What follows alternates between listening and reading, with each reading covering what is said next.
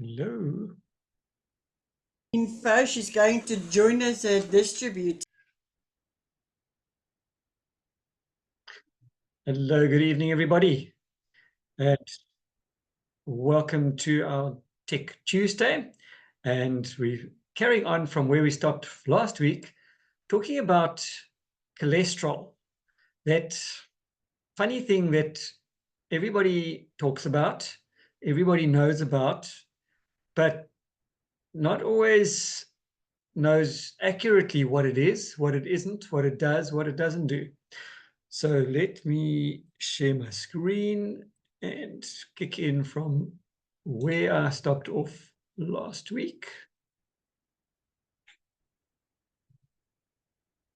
So the question is, what is cholesterol? Is it the enemy or isn't it? And we discovered last week a little bit about what it is and where it's created and what it does and what it doesn't do.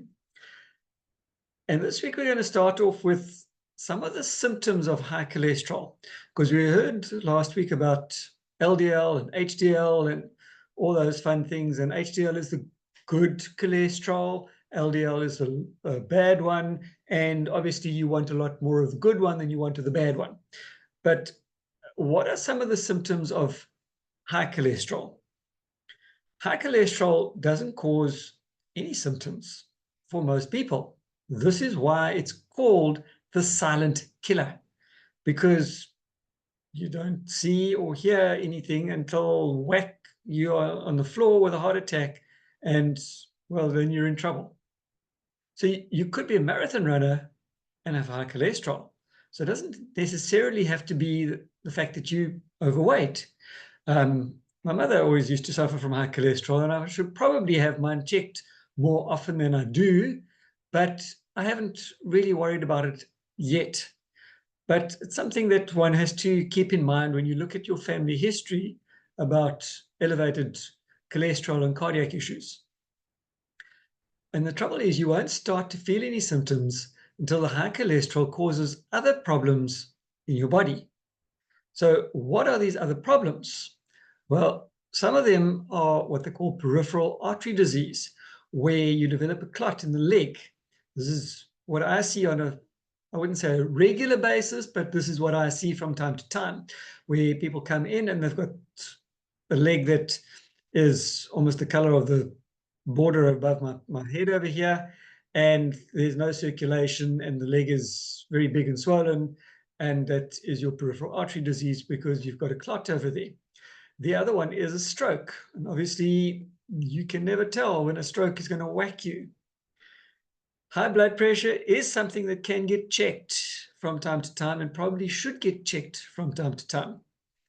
And then type 2 diabetes is also something that needs to get monitored and checked, especially if you start to pick up some of the symptoms. And I've done a talk on diabetes before, and I might go into it a little bit more again at another stage, but I'm not going to cover that just yet.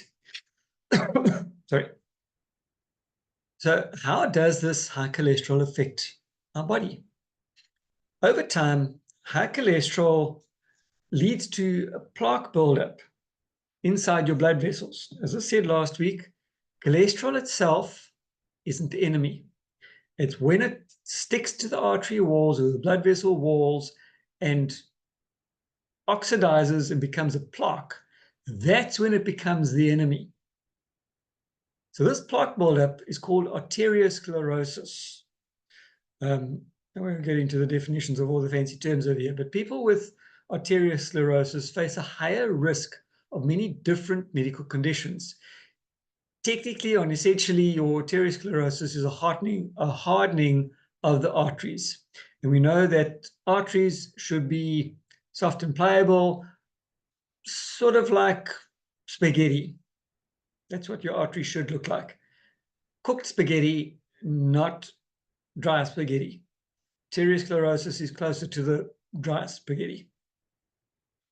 So the medical conditions is because your blood vessels do important work all throughout your body.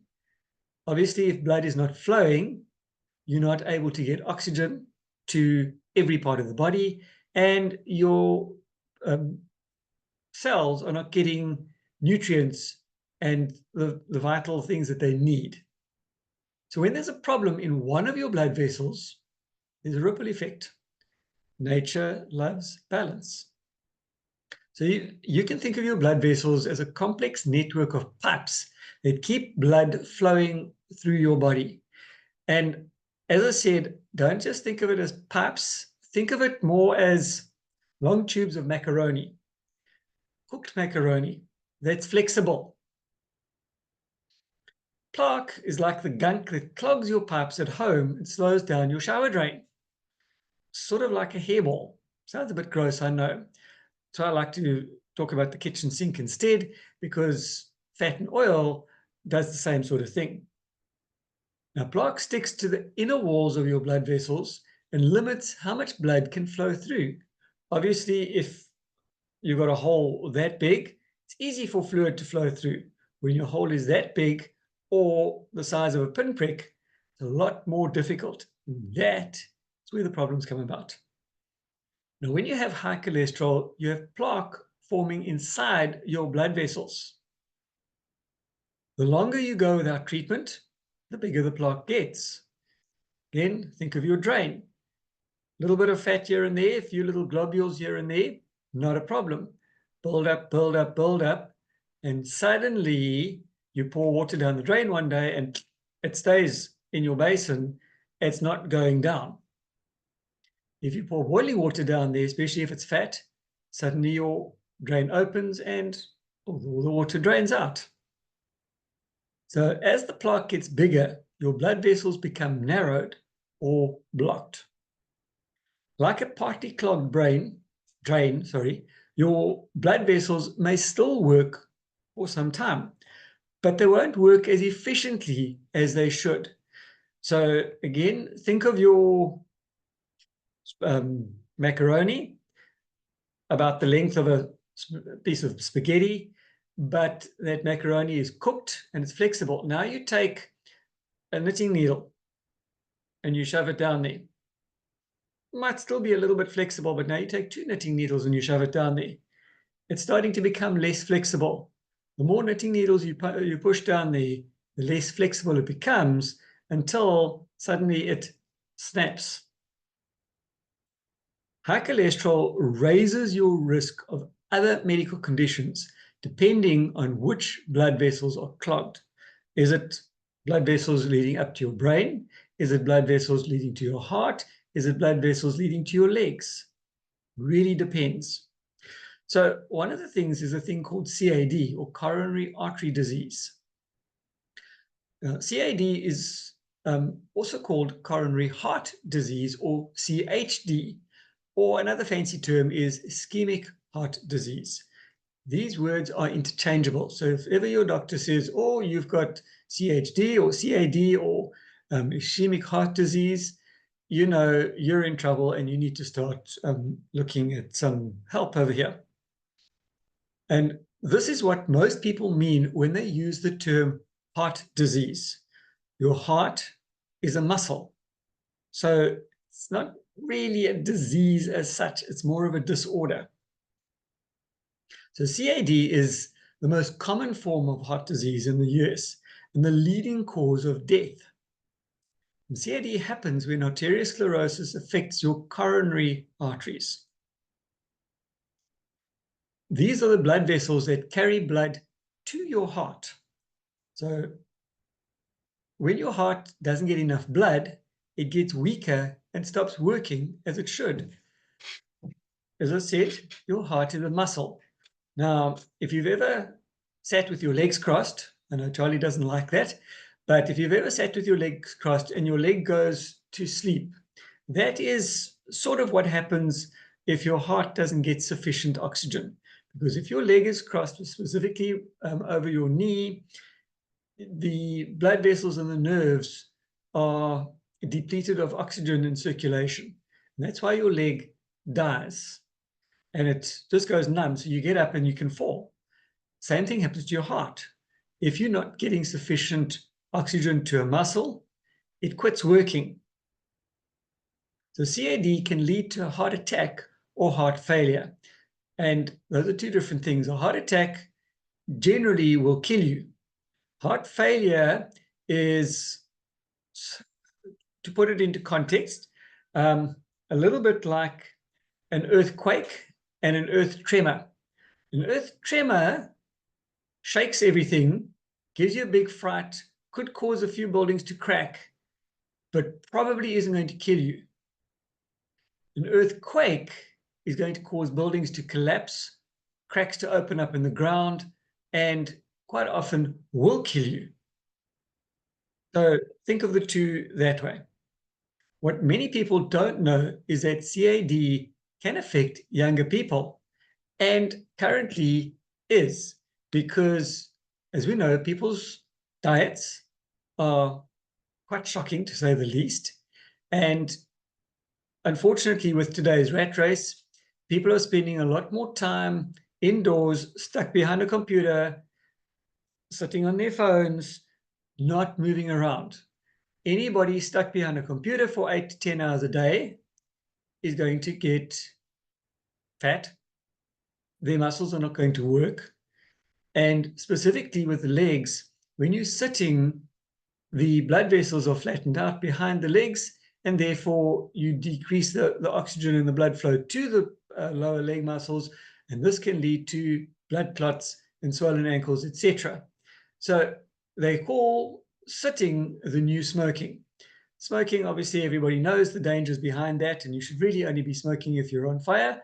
But people sitting behind a computer all day do the next worst thing. Not only are they sitting, they're sitting behind a screen that's giving off radiation. They're sitting in generally a air-conditioned office, which is giving you polluted air. And with the lights, you're exposed to other radiation. You do not see sunlight. And in order to stay awake, because a lot of those jobs are quite tedious, in order to stay awake, they're living on coffee, junk food, and energy drinks. The worst ones get up every hour or so to go outside and have a smoke. On the plus side, they're getting up and they're moving. On the negative side, they are smoking. So it's a really, really bad situation. So people go to school, they leave school, they go into corporate. These are the young people who are under high stress, stuck in an office all day, and therefore getting bigger and bigger and bigger, and therefore running the risk of coronary artery disease, because they're living on junk food, very unhealthy diet, not moving around. Their heart's going to take strain. So it's not only old people disease. Ironically, older people are now, in a lot of cases now, out of the rat race, and they're actually wanting to go outside and enjoy life. So they're going out and they're walking, they're getting the fresh air, and they are almost healthier than the young people stuck in an office. The fact is, about 1 in 5 people who die from CAD are under the age of 65. So it all depends, again, on what your definition of old is, or young. That's why it's important to get your cholesterol checked, starting at a young age. So maybe a good thing for a young person who's just starting out in life, they've left school, they've left varsity, they're just about to start their career, let them go for a full physical. Check the blood pressure, check the cholesterol, check breathing rates and all the rest of it.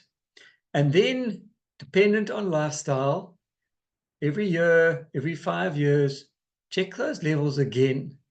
And they will very quickly be able to see where they're going wrong and is this a problem.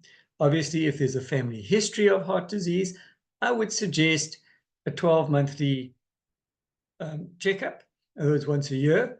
Just like you take your car for a service once a year, depending on how much mileage you do, you should take yourself for a service once a year, depending on how much mileage you do. And this message goes to me too, because I'm very, very bad about doing this. I'm a medical people, and medical people always make very bad patients. Over time, plaque can silently build up in your coronary arteries. Many people don't realize it's happening until they get chest pain, otherwise known as angina, or another sign of a heart attack. Sadly, a lot of the times, the first indication that they are having a heart attack is when the attack actually happens. The arm goes numb, the chest goes into spasm, and they look at you and they go, I don't feel well, and keel over dead. If they're lucky enough to have somebody who knows how to do CPR, they might be lucky to survive. Sadly, in a lot of cases, it's too late. Angina is that warning. It's that earth tremor. Get this thing checked out. I remember my grandmother, obviously back in the early days, she used to suffer from angina, and she had TNT, which is exactly what they use in dynamite. In a little tablet form. They don't do that anymore, but she would suddenly start holding her chest and say, oh, I don't feel well. And we knew, okay, time to get the TNT tablet out, and she'd put this thing under her tongue, and that would ease the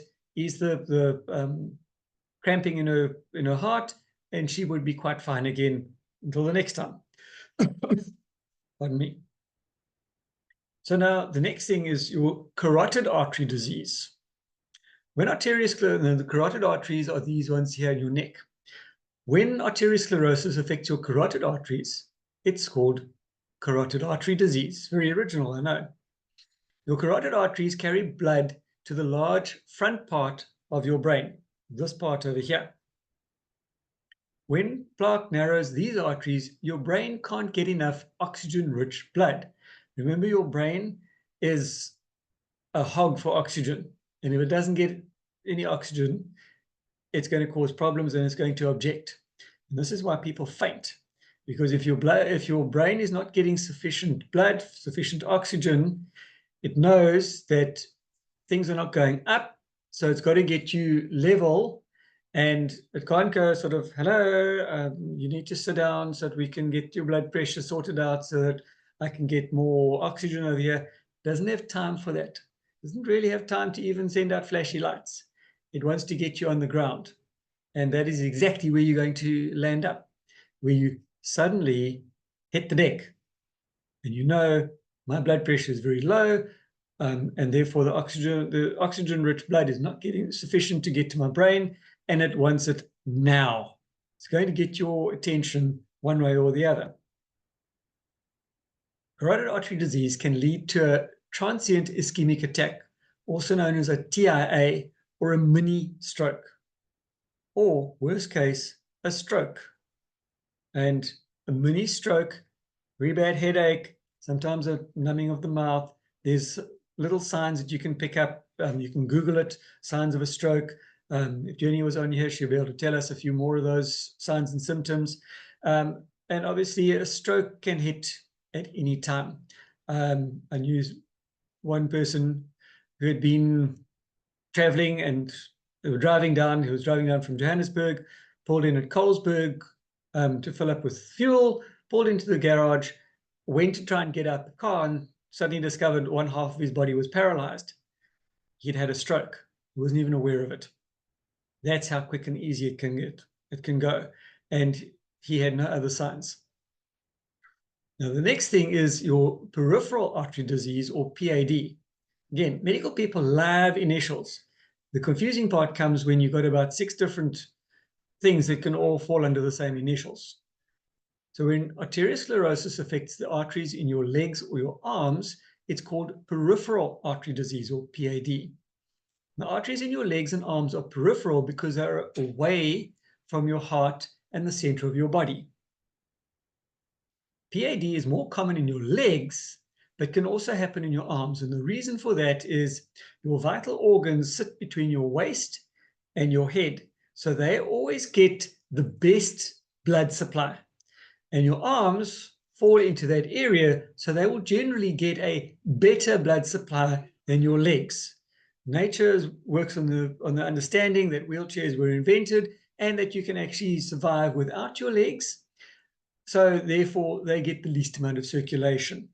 And in order, if you know how a fighter pilot works, if you've ever watched any of these movies where you watch fighter pilots climbing into an aircraft, they strap on set of, almost like a set of trousers that are there to force blood from the legs back up into the heart and the brain for when they're pulling these major G moves in the sky. And when we are walking, we're obviously not pulling Gs, but we still need that circulation to work through the system. So every time that your heart beats, the blood's got to go up to the brain, down to your little toe, and back again in a pulse beat.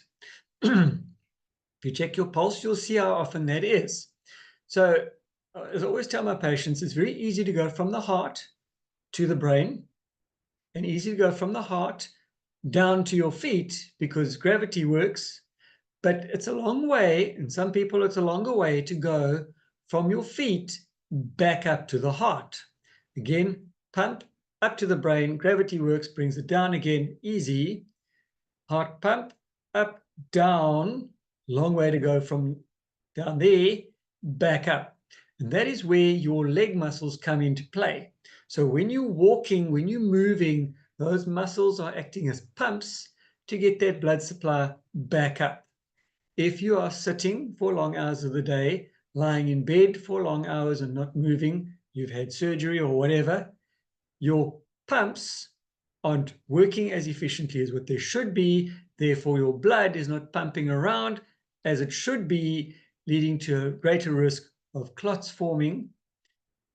If you've already got indications of plaque in your system, it's going to block up quicker because it's not being able to get flushed out of the system.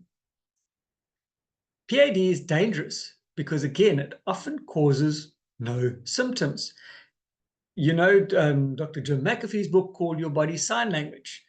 It's a fascinating book for those of you who've read it. If you haven't, I would suggest getting it because he talks about all the little signs in your body that are indications of issues. Now, when it comes to heart disease, quite often those signs aren't there. Signs and symptoms are not there. That's what makes it so dangerous. You might finally start to feel the symptoms when a peripheral artery is at least 60% blocked. So continual dizziness, lightheadedness, headaches, that's in the brain. Your arm gets heavy, your legs get heavy, you feel like your legs weigh a ton, but there's no lead anklets around them or cement slippers on your feet, but they just feel heavy and tired and they're moving.